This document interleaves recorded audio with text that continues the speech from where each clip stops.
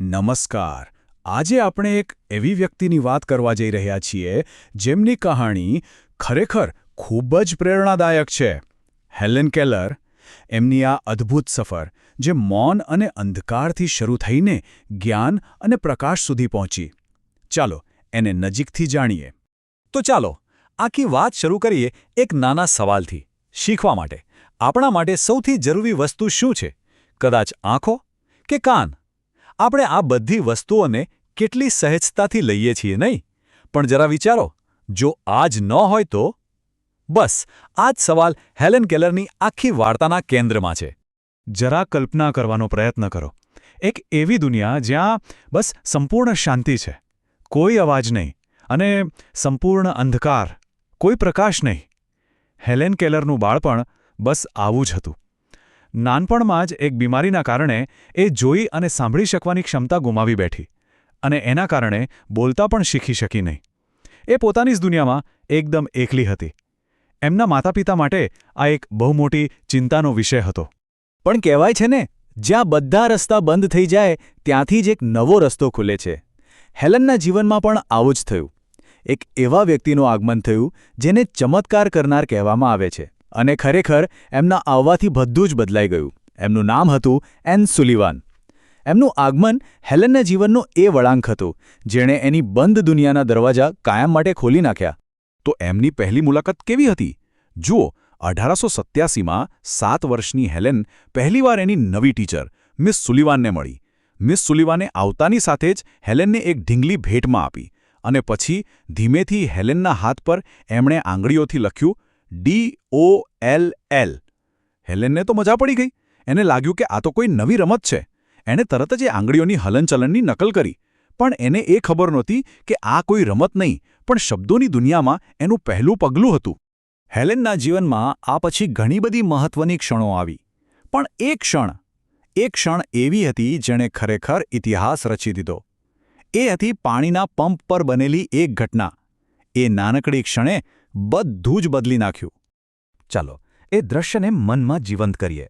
એક પાણીનો પંપ છે, અને મિસ સુલિવાન હેલનનો હાથ પકડીને એ વહેતા પાણીની નીચે મૂકે છે. વિચારો, એ ઠંડા પાણીનો સ્પર્શ! હેલન માટે એ માત્ર પાણી નહોતું, એ એક એવો અનુભવ હતો જે એના મગજમાં જ્ઞાનનો એક મોટો ધમાકો કરવાનું હતું. અને હવે જુઓ મિસ સુલિવાનની હોશિયારી. જેવો હેલનનો એક હાથ પાણીની નીચે હતો, એમણે તરત જ હેલનના બીજા હાથ પર આંગળીઓથી લખ્યું WATER. સમજી રહ્યા છો? એક હાથથી પાણીનો અનુભવ અને બીજા હાથ પર એ જ વસ્તુનું નામ. સ્પર્શ અને શબ્દ બંને એકસાથે.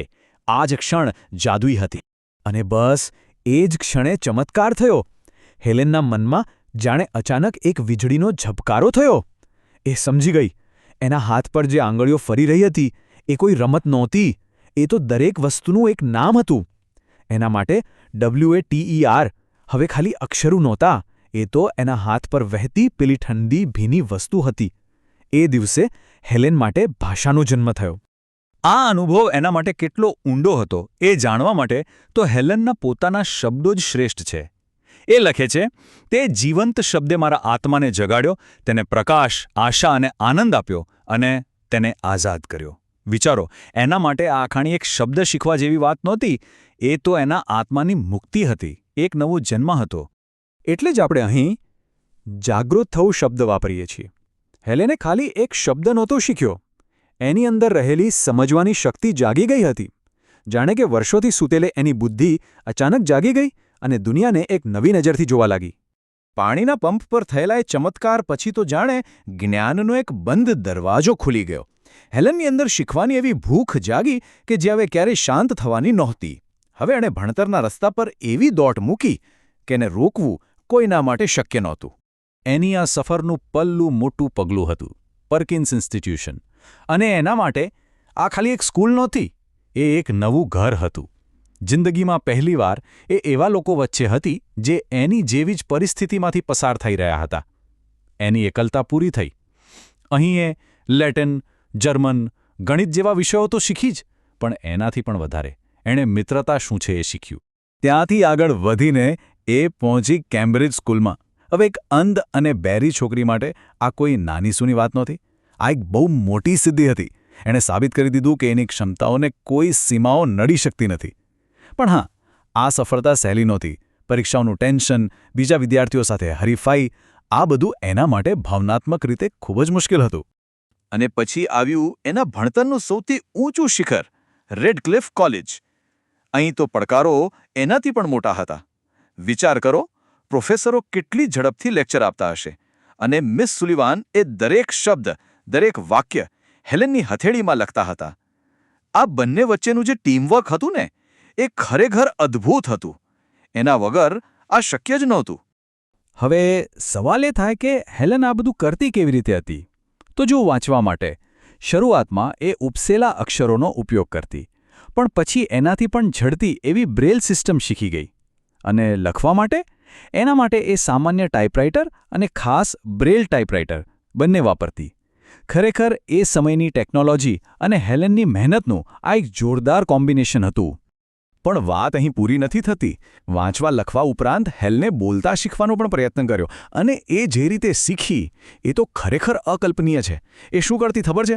એ એની ટીચરના હોઠ અને ગળા પર હાથ રાખતી અને શબ્દો બોલાતી વખતે જે કંપન થાય, જે વાઇબ્રેશન થાય, એને અનુભવતી. સ્પર્શથી અવાજને સાંભળવાનો આ પ્રયાસ ચમત્કારથી ઓછો નથી. તો ભણતર પૂરું થયું, કોલેજની ડિગ્રી મળી ગઈ, પણ હેલન માટે અહીંથી જીવનનો એક તદ્દન નવો અધ્યાય શરૂ થતો હતો. હવે ખાલી એક સ્ટુડન્ટ નહોતી, હવે આખી દુનિયા માટે એક અવાજ, એક પ્રેરણા બનવાની હતી. 28 જૂન 1904 આ તારીખ ઇતિહાસમાં નોંધાઈ ગઈ. એ દિવસે હેલન કેલરે બેચલર ઓફ આર્ટ્સની ડિગ્રી મેળવી. અને આવું કરનાર એ દુનિયાની પહેલી બહેરી અને અંધ વ્યક્તિ હતી. પણ એના માટે આ સિદ્ધિ એક અંત નહીં, પણ એક નવી શરૂઆત હતી. હવે એના જીવનના લક્ષ્યો બદલાઈ ગયા હતા. એણે નક્કી કર્યું કે બીજાના જીવનમાંથી અંધકાર દૂર કરશે, લોકોને એમની પોતાની શક્તિઓનો અહેસાસ કરાવશે અને પોતાની ટીચર પાસેથી મળેલું જ્ઞાન આખી દુનિયામાં ફેલાવશે. 1903માં એમણે પોતાની આત્મકથા લખી અને એમાં એમણે એક બહુ જ સરસ વાત કહી. એમણે લખ્યું, અમે અંધ લોકો લુઈસ બ્રેલના એટલા જ ઋણી છીએ જેટલી આખી માનવજાત ગુટેનબર્ગની છે. આનો અર્થ શું થયો? જે રીતે ગુટેનબર્ગના છાપકામની શોધે દુનિયાભરમાં જ્ઞાન ફેલાવ્યું, એ જ રીતે લુઈસ બ્રેલની શોધે અંધ લોકો માટે જ્ઞાનના દરવાજા ખોલી નાખ્યા હતા. એ આ વાતનું મહત્વ બરાબર સમજતી હતી. હેલનની આ બધી સિદ્ધિઓ વિશે જાણીને આપણે ખરેખર પ્રભાવિત થઈ જઈએ છીએ. પણ આપણે એ ન ભૂલવું જોઈએ કે આટલા મોટા પ્રકાશ પાછળ કોઈકના બલિદાનનો એક મોટો પડછાયો પણ હતો. અને આ કહાણીનો કદાચ સૌથી હૃદયસ્પર્શી ભાગ હવે આવે છે. એ છે એની શિક્ષિકા એન સુલિવનનું સમર્પણ. વિચારો, કેટલી મોટી વિડંબણા છે આ! જેમ જેમ હેલનની દુનિયામાં પ્રકાશ વધી રહ્યો હતો, તેમ તેમ એને પ્રકાશ આપનાર એની ટીચરની દુનિયામાં અંધારું છવાઈ રહ્યું હતું. મિસ સુલિવાનની પોતાની દ્રષ્ટિ નબળી પડી રહી હતી, પણ એમણે ક્યારે હેલનને મદદ કરવાનું બંધ ન કર્યું. અને છેવટે 1935 સુધીમાં એમણે પોતાની દ્રષ્ટિ સંપૂર્ણપણે ગુમાવી દીધી. આનાથી મોટું નિસ્વાર્થ સમર્પણ બીજું શું હોઈ શકે? હેલન પોતાની ટીચર માટે જે અનુભવતી હતી એ એના જ શબ્દોમાં સાંભળવા જેવું છે. એ કહે છે, આ કેટલું મોટું બલિદાન હતું. હું મારી જાતને એમનાથી અલગ વિચારી જ નથી શકતી. મારું દિલ હંમેશા એક જ વાત કહે છે, હું તમને પ્રેમ કરું છું ટીચર. આ શબ્દો જ બધું કહી રહે છે નહીં? આ ખાલી એક ટીચર સ્ટુડન્ટનો સંબંધ નહોતો. આ તો પ્રેમ, ત્યાગ અને અતૂટ વિશ્વાસનો સંબંધ હતો. તો હેલન અને એન સુલિવાનની આ કહાણી આપણને અંતમાં એક સવાલ પૂછવા પર મજબૂર કરે છે. ખરેખર એક સાચો અને મહાન શિક્ષક કોને કહી શકાય? કદાચ એને જે માત્ર પુસ્તકોનું જ જ્ઞાન નહીં, પણ જીવન જીવવાની હિંમત અને પ્રેરણા પણ આપે. આ સવાલ પર વિચાર જરૂર કરજો.